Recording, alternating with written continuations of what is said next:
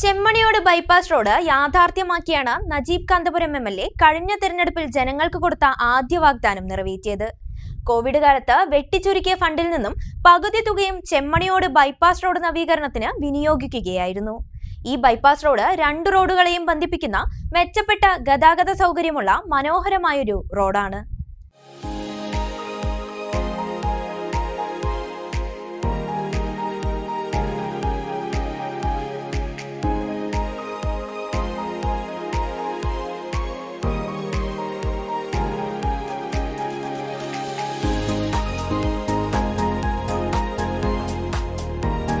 കഴിഞ്ഞ തെരഞ്ഞെടുപ്പിന് നജീബ് കാന്തപുരം MLA പെരിന്തൽമണ്ണയിൽ സ്ഥാനാർത്ഥിയായി എത്തിയപ്പോൾ ഉയർന്നു കേട്ട പ്രധാന പരാതിയായിരുന്നു മേലാറ്റൂരിലെ ചെമ്മാണിയോട് ബൈപ്പാസ് റോഡിന്റെ ശോചനീയാവസ്ഥ.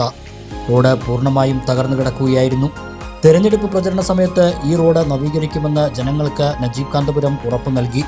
കോവിഡ് കാരണം MLA-മാർക്ക് ലഭിക്കുന്ന തുക വെട്ടിക്കുറച്ച സമയമായിരുന്നു അത്.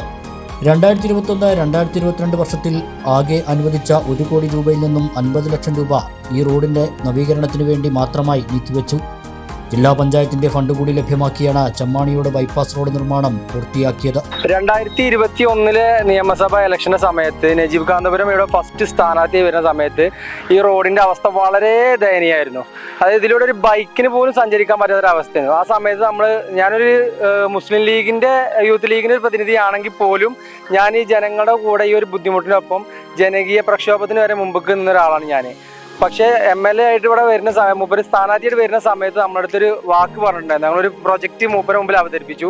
ഈ റോഡ് ഞങ്ങൾക്ക് റബ്ബറൈസ് ചെയ്തിട്ട് സൈഡിൽ പാത്വേ വന്നിട്ട് കുട്ടികൾക്ക് നടന്നു പോകാൻ പറ്റുന്ന രീതിയിലൊരു രൂപരേഖ നമ്മൾ സമർപ്പിച്ചിട്ടുണ്ടായിരുന്നു മൂപ്പര് ഫസ്റ്റ് വരുന്ന സമയത്ത്. 5 വർഷത്തിന് ശേഷം നജീബ് കാന്തപുരം ഇപ്പോൾ വീണ്ടും ഇവിടെ സ്ഥാനാർത്ഥി വരുന്ന സമയത്ത് ഈ റോഡ് വളരെ അടിപൊളിയായിട്ട് സൂപ്പറായിട്ട് നമുക്ക് യാത്ര ചെയ്യാൻ പറ്റുന്ന രീതിയിലാക്കി തന്നിട്ടുണ്ട്. ഗതാഗതം ദുസ്സഹമാക്കിയ തകർന്ന റോഡിന്റെ പേരിൽ അന്ന് പ്രതിഷേധിച്ചവർക്കെല്ലാം റോഡ് നവീകരണം യാഥാർത്ഥ്യമാക്കി തന്ന MLA-യെക്കുറിച്ചാണ് പറയാനുള്ളത്. കഴിഞ്ഞ തെരഞ്ഞെടുപ്പ് സമയത്ത് നജീബ് കാന്തപുരം വരുന്ന സമയത്ത് ഈ റോഡ് വളരെ ഒരു ശോചനീയാവസ്ഥയിലുണ്ടായിരുന്നത്, പൊട്ടിപ്പൊളിഞ്ഞ്.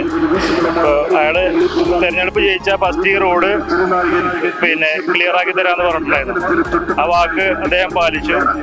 വളരെ നല്ല രീതിയിൽ ഈ റോഡ് റബ്ബറൈസ് ചെയ്യുകയും അതുമായി ബന്ധപ്പെട്ട് ഈ റോഡ് നന്നായതിൻ്റെ ഭാഗമായിട്ടാണ് ഇപ്പോൾ ഈ മേലാറ്റൂർ ജാം അങ്ങനെ വലിയ വലിയ സ്ഥാപനങ്ങളൊക്കെ ഈ റോഡിൽ വന്നതും നാടിന് വളരെ നല്ല വികസനം ഉണ്ടായത്.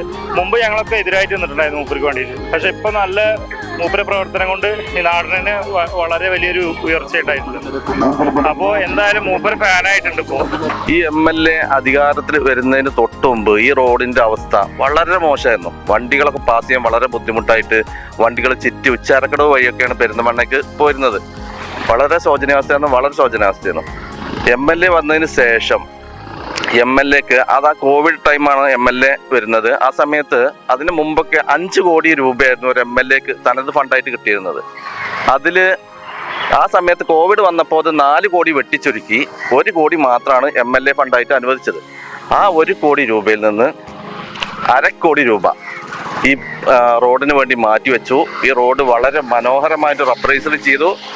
ആ റബ്ബറൈസ് ചെയ്തതിന് ശേഷം ഈ നാട്ടിൽ വന്ന മാറ്റങ്ങൾ നിങ്ങൾക്ക് നോക്കിയാൽ തന്നെ അറിയാം, വളരെ ഉഷാറായി. ജനങ്ങൾക്ക് നൽകിയ വാഗ്ദാനമാണ് ഇവിടെ പൂർത്തീകരിക്കപ്പെട്ടത്.